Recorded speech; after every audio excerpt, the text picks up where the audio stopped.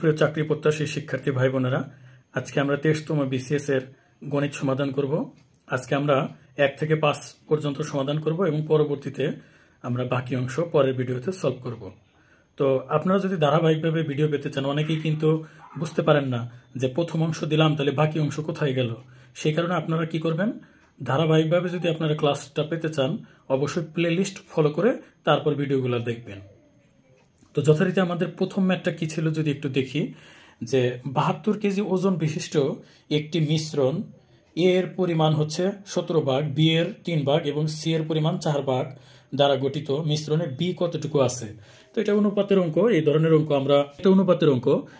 অঙ্ক আমরা বিসিএস সহ নিবন্ধন, প্রাইমারি বিভিন্ন জায়গায় কিন্তু দেখতে পাই। আমরা যদি একটু সহজভাবে সাজিয়ে লিখি, যেখানে A is to B is to C লিখতে পারবো। বলছে এ এর কত ভাগ বলেন তো, 17 ভাগ, তাহলে আমরা এখানে 17 লিখলাম। তারপরে বি এর 3 ভাগ এবং সি এর কয় ভাগ বলা আছে, সি এর 4 ভাগ, তাহলে আমি 4 লিখলাম। এগুলো হচ্ছে আমাদের অনুপাত। এবং ফাইনালি বির পরিমাণটাকে কিন্তু আমাদের বের করতে হবে।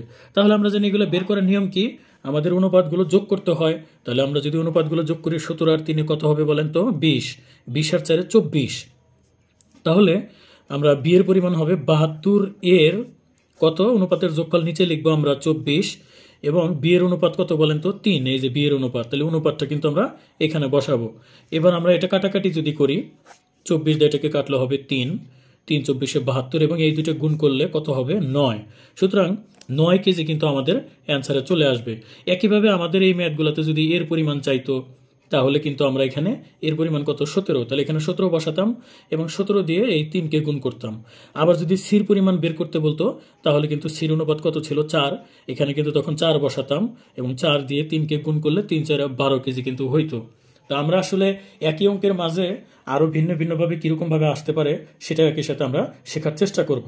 2 নম্বর ম্যাথে ছিল যে একটি সমদ্বিবাহু, খেয়াল করবেন, সমদ্বিবাহু এবং সমবাহু এই ধরনের ম্যাথ কিন্তু মাঝে মাঝে এসে থাকে নিবন্ধন সহ বিসিএস বিভিন্ন ক্ষেত্রে আমি দেখেছি।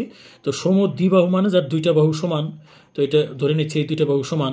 এবং এখানে বলা আছে যে সমদ্বিবাহু ত্রিভুজের ভূমি 16 একক, তাহলে আমি ভূমি 16 একক ধরে নিলাম, ধরে নিচ্ছি বি, ভূমি হচ্ছে বি, এবং সমান সমান বাহু এ ধরে নিচ্ছি। তো ওনারা আবার সমান সমান বলছে যে অপর প্রত্যেক বাহুদ্বয় 10 একক, তার মানে এটা যদি 10 হয় এটাও 10, আর এই কারণেই কিন্তু এটা সমদ্বিবাহু ত্রিভুজ যার 2টা বাহু সমান হয়। এখন এটার ক্ষেত্রফল আপনারা যদি সূত্র মনে রাখতে পারেন যে সমদ্বিবাহু ত্রিভুজের হচ্ছে b/4 √4 a square minus B square, এই সূত্র মনে রাখলে কিন্তু আপনি ম্যাথটা পেরে যাবেন। এখন যথারীতি মান বসালে ক্যালকুলেশন করলেই কিন্তু অঙ্কটা হয়ে যাবে। তারপর আমি করে দিচ্ছি, যেমন 16 নিচে 4 আসবে, এরপরে 4, এখানে আমরা তাহলে 10-এর উপর স্কোয়ার হবে, বিয়োগ 16-এর উপর স্কোয়ার হবে বির মান। তারপরে এখানে আসে 4 লিখবো আমরা √, এখানে 4 গুণন 10-এর উপর স্কোয়ার থাকা কিন্তু 100, তাই না, 100-র সাথে 4 দিয়ে গুণ করলে হবে 400, বিয়োগ 16-এর উপর স্কোয়ার করলে 16 গুণন 16 আর কি, তাহলে দেখবেন যে 256 আসবে, আপনারা গুণ করে দেখতে পারেন। তারপরে আমরা 4 লিখলাম, √, 400 থেকে 256 বাদ দিলে 144 হবে। আমি অনেক সময় দ্রুত ক্যালকুলেশন করতে পারি, কেননা এই অঙ্কগুলো করার আগে আমি সলভ করে নেই, যে কারণে পারি। আপনারা কিন্তু অবশ্যই নিজেরা প্র্যাকটিস করে দেখবেন আমার কোথাও ভুল ত্রুটি হয় কিনা, সেটাও কারেকশন করার দরকার আছে। √, 144, তার মানে এটা কিন্তু 12 আসবে বর্গমূল করলে, তার মানে 4 কত, 48, তাহলে 48 বর্গমিটার। কোথায়, যে ঘ নাম্বারটা কিন্তু হবে রাইট অ্যান্সার। আবার ধরেন কারো যদি এরকম সূত্র মনে নাই থাকতে পারে, পরীক্ষার হলে অনেক সময় কিন্তু আমাদের মাথায় এলোমেলো হয়ে যায়, যদিও আপনি বিসিএস ক্যাডার হবেন, এই ধরনের সূত্র যদি মনে না রাখতে পারেন তাহলে তো দুর্ভাগ্যজনক। তারপরে ধরেন আপনি এইভাবে ত্রিভুজটা অঙ্কন করলেন, আমি ভিন্ন ভিন্ন ওয়েতেও দেখাই দিই, শর্টকাটও দেখাই দিই, আবার একই সাথে যাতে রিটেন প্রস্তুতি হয়ে যায় সেটার ক্ষেত্রেও কিন্তু আমি নজরদারি করি। সেই ক্ষেত্রে যারা এক্সপার্ট তারা হয়তো আমার ভিডিওটা দেখে এতটা ভালো লাগবে না, কিন্তু যারা বিগিনার্স লেভেলের বেসিক্যালি তাদের জন্য উপকার হবে বলে আমি আশাবাদী। যেমন ধরেন আমরা যদি এটা সমদ্বিবাহু ত্রিভুজ কল্পনা করি এবং ওনারা বলছে যে ভূমির পরিমাণ 16, তাহলে এখানে কিন্তু 16 আর অপর 2 বাহু 10 10 করে আছে। এখন এটার কিন্তু উচ্চতা আমরা জানি না, তো আমরা যদি উচ্চতাটা অঙ্কন করি এটা হবে তখন উচ্চতা। এখন আমরা জানি একটা ত্রিভুজের ক্ষেত্রফল হাফ ইন্টু কি হয় বলেন তো, ভূমি গুণন উচ্চতা। এটা কিন্তু আমি আসলে অন্যভাবে করে দিচ্ছি, যে এইভাবে আপনারা করতে পারবেন। তাহলে হাফ ইন্টু ভূমির মান কত বলেন তো?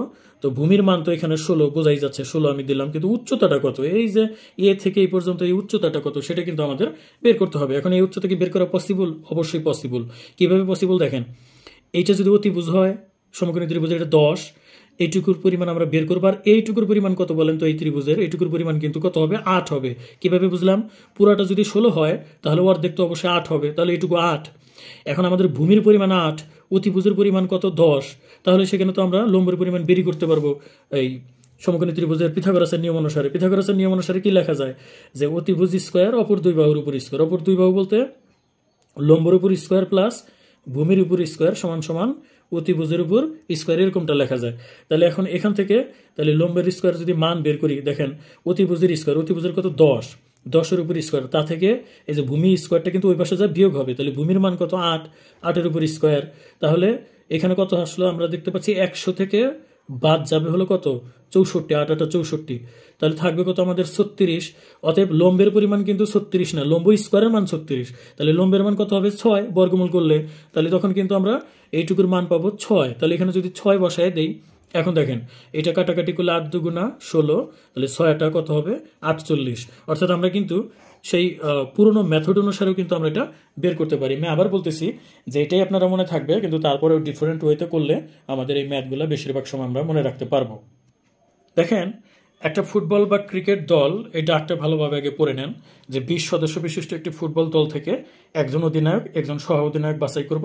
কতভাবে বাছাই করা যাবে তার আগে বোঝার চেষ্টা করেন যে যেমন বাংলাদেশ ক্রিকেট দলে আপনি সাকিব আল হাসানকে ক্যাপ্টেন করলেন, আবার মুশফিককে সহ অধিনায়ক করলেন, মনে করেন, তাহলে একভাবে সাজানো যাবে। আবার সাকিব আল হাসানকে ক্যাপ্টেন করলেন, তার সাথে মুশফিক না অন্য একজনকে প্লেয়ার নিয়ে আসলেন। এইভাবে সাকিব আল হাসানের সাথে কিন্তু সবগুলা প্লেয়ারই কিন্তু আপনি সহ অধিনায়ক বানাইলে নতুন একটা জোড়া হইল। আবার এমন হইতে পারে যে সাকিব আল হাসানই কেন ক্যাপ্টেন হবে, আপনি ধরেন আফিফকে ক্যাপ্টেন করলেন। এখন আফিফকে ক্যাপ্টেন করলে তাহলে বাকিদেরই একজন একজন করে আপনি চাইলে সহ অধিনায়ক বানাইতে পারবেন। এইভাবে কিন্তু আসলে আপনি যদি সহ অধিনায়ক এবং অধিনায়ক বানাইতে চান, অনেকভাবেই কিন্তু বানাইতে পারবেন। তার মানে কি? এটা হলো কম্বিনেশন। তো এখানে বলা হয়েছে যে ক্রিকেটে তো 11 জন থাকে, সেই 11 জন থেকে 2 জন 2 জন করে এইভাবে নিলে কিন্তু অনেকভাবে সাজানো যাবে। একইভাবে যদি একটা দলে 20 জন থাকে, সেই 20 জন থেকে একজন ক্যাপ্টেন, একজন ভাইস ক্যাপ্টেন আপনি নির্বাচন করবেন, তাহলে কিন্তু অনেকভাবে কিন্তু নির্বাচন করতে পারবেন। যে একজন ক্যাপ্টেন দিলেন, তাছাড়া বাকি 19 জনের যে কোনো একজন কিন্তু একজন একজন করে আনলে কিন্তু আপনার একটা করে জোড়া তৈরি হচ্ছে। একইভাবে আপনি যদি আবার ক্যাপ্টেন আরেকজনকে দেন, সেই ক্ষেত্রে তারও সাথে কিন্তু বাকিদের কিন্তু আপনি এভাবে কম্বিনেশন করতে পারবেন। এখন আমরা তাহলে দ্রুত করব কিভাবে এরকম কম্বিনেশন করতে গেলে? আমাদের কম্বিনেশন করার সুন্দর একটা সূত্র আছে, সেটা হলো টোটাল কয়জন? 20 জন। আর আমরা কয়জন করে বাছাই করব? 2 জন করে বাছাই করব।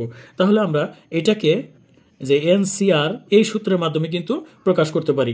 এন বলতে টোটাল আমার কয়টা অস্তিত্ব আছে, এখানে কয়জন প্লেয়ার আছে? 20 জন। আর আর বলতে আমি কয়জন করে বাছাই করব? এন কম্বিনেশন অফ আর। তো আর মানে কয়জন করে আমি বাছাই করব, এই সূত্রের মাধ্যমে আমরা কিন্তু করে ফেলতে পারবো। তার আগে বলেন এই সূত্রটা কিন্তু আপনাকে একটু কষ্ট করে মনে রাখতে হবে। এই সূত্র হচ্ছে এন ফ্যাক্টোরিয়াল, তারপরে হচ্ছে এন মাইনাস আর ফ্যাক্টোরিয়াল, তারপরে হচ্ছে আর ফ্যাক্টোরিয়াল। এরকম সূত্র যদি থাকে তাহলে কিন্তু আপনি এইভাবে লিখতে পারবেন। এটা কিন্তু অবশ্যই দয়া করে মনে রাখবেন। এখন আমাদের এই অবজারভেশনে এন এর জায়গায় কিন্তু 20 হবে, অর্থাৎ আমরা তাহলে এখানে 20 সি আর এর মান, যেহেতু একজন ক্যাপ্টেন, একজন হচ্ছে ভাইস ক্যাপ্টেন আপনি নির্বাচন করবেন, তার মানে 2 জন, এখানে কিন্তু 2 হবে। তাহলে সেক্ষেত্রে সূত্র অনুসারে লিখলে এখানে এন এর জায়গায় 20, তারপরে এন এর জায়গায় আবার 20, তারপরে বিয়োগ আর এর জায়গায় কত বলেন তো? 2, তাহলে এত ফ্যাক্টোরিয়াল, তারপরে আবার আর এর জায়গায় কত? 2, তার মানে 2 ফ্যাক্টোরিয়াল। এখন এটা ক্যালকুলেশন করলেই কিন্তু আপনার ম্যাথটা হয়ে যাবে। তো এটার ক্যালকুলেশন আমরা এখানে 20 থেকে যদি 2 বাদ দিই, নিচে দেখেন, তাহলে কিন্তু 18 ফ্যাক্টোরিয়াল লিখতে পারবো, পাশে আমরা 2 ফ্যাক্টোরিয়াল লিখবো। এখন এই 20 দেখেন ফ্যাক্টোরিয়াল মানে কি একটু আমরা ব্যাখ্যা করি যারা না জানি তাদের জন্য। যেমন আপনাকে যদি 3 ফ্যাক্টোরিয়াল লেখা হয়, 3 ফ্যাক্টোরিয়াল মানে 1 গুণন 2 গুণন 3। আবার যদি 4 ফ্যাক্টোরিয়াল বলা হয় তাহলে কেমন হবে? একইভাবে 1 গুণন 2 গুণন 3 গুণন এক্সট্রা একটা 4 আসবে, 4 পর্যন্ত যাবে। তাহলে আমরা 20 ফ্যাক্টোরিয়াল মানে কি? যে 1 গুণন 2 গুণন 3 গুণন এইভাবে কিন্তু 18 গুণন 19 গুণন তারপরে কি আসবে? 20, এভাবে কিন্তু আসবে, তাই না? এখন আমরা এই লাইনটাকে, এই 20 ফ্যাক্টোরিয়ালকে যদি দেখেন যে এই পর্যন্ত 18 পর্যন্ত আসে, তো আমরা এইটুকুর পরিবর্তে 1 থেকে 18 পর্যন্ত গুণন, তার মানে আমরা কি লিখতে পারি? 18 ফ্যাক্টোরিয়াল লিখতে পারি। তারপরে অলরেডি কিন্তু 20 ফ্যাক্টরিয়ালের মান কিন্তু এটা আমি বলছি 1 গুণন 2 গুণন 3 গুণন এভাবে আস্তে আস্তে 18 গুণন 19 গুণন 20 এরকম কিন্তু আসবে। এখন 1 থেকে 18 পর্যন্ত যদি যে গুণন আছে তার পরিবর্তে আমি 18 ফ্যাক্টরিয়াল লিখলাম, তার সাথে গুণন ছিল কত 19 আর হলো 20, এভাবে লিখতে পারি। আমি আগেই বলেছি যে আমি এগুলা কিন্তু বিগিনার্স লেভেলের সুবিধার জন্য করে থাকি, কাজে বিরক্ত হবেন না প্লিজ, এবং আপনাদেরও বেসিক স্ট্রং হবে। তো সেই ক্ষেত্রে 20 ফ্যাক্টরিয়ালকে ভাঙলে আমি 1 থেকে 18 পর্যন্ত গুণন লিখতে পারি, অথবা 18 ফ্যাক্টরিয়াল লিখতে পারি আর এর সাথে গুণন হলো 19 গুণন 20, এভাবে কিন্তু লিখতে পারি। এখন এই যে 18 ফ্যাক্টরিয়াল আমরা কাটাকাটি করতে পারবো। তারপরে আবার 2 ফ্যাক্টরিয়াল মানে কত, 2 ফ্যাক্টরিয়াল মানে কিন্তু অলরেডি আমরা জেনে গেছি যে 1 গুণন 2, তার মানে 2 আসবে। তো 2 ফ্যাক্টরিয়াল যদি 2 আসে, 2 দিয়ে যদি আমরা 20কে কাটি তখন কত হবে 10 হবে, আর 10 দিয়ে 19কে যদি গুণ করি তাহলে কিন্তু 190 আসবে আমাদের অ্যান্সারে। তার মানে 20 সদস্য বিশিষ্ট একটা টিম থেকে যদি আপনি ক্যাপ্টেন এবং ভাইস ক্যাপ্টেন নির্বাচন করেন তাহলে কিন্তু আপনি 190 প্রকারে কিন্তু ওই দলটাকে সাজাতে পারবেন। তো এটা কিন্তু খ নম্বর অ্যান্সার আসবে 190। কোনো সমান্তর ধারার প্রগমনে প্রথম সংখ্যার দুটি 5 ও 17 হয়, তবে তৃতীয় সংখ্যাটি কত? তো এইটা দেখি ভয় পাওয়ার কিছু নাই যে সমান্তর প্রগমন মানে হলো সমান্তর ধারা, আর সমান্তর ধারার প্রথম সংখ্যা কত বলছে 5, দ্বিতীয় সংখ্যা কত বলছে 17, তাহলে তৃতীয় সংখ্যা কত হবে সেটা বের করতে হবে। তো সমান্তর ধারার সবসময় কিন্তু একই রকম ব্যবধান থাকে। তো এখানে 5 এবং 17 ব্যবধান কত বলতে পারবেন? 5 এবং 17 ব্যবধান হলো, তো এখানে 12 হলো। তাহলে একইভাবে এই দুটোর ব্যবধান যদি 12 হয় তাহলে পরবর্তী সংখ্যা এখানেও কিন্তু ব্যবধান কত হবে বলেন তো? 12 হবে, যেহেতু সমান্তর ধারা। এখন সোজা কথা, সমান্তর প্রগমন মানেই সমান্তর ধারা। তাহলে পরবর্তী সংখ্যা হবে 17-র সাথে আপনি কত যোগ করবেন? 12। সেই ক্ষেত্রে আপনি পাবেন হলো 9 আর 2 29 কিন্তু আসবে পরবর্তী সংখ্যা। তাহলে আমাদের রাইট অ্যান্সার হবে যে গ নাম্বার 29। 5 নাম্বার একটা ম্যাথ ছিল 1 2 3 এরকম একটা সংখ্যা এগোচ্ছে, ধারাটির পরবর্তী সংখ্যা কত? তো এটা যদি একটু খেয়াল করেন যে 1-এর সাথে 2 যোগ করলে কত হয় বলেন তো? 3 হয়, আর 2-এর সাথে 3 যোগ করলে 5।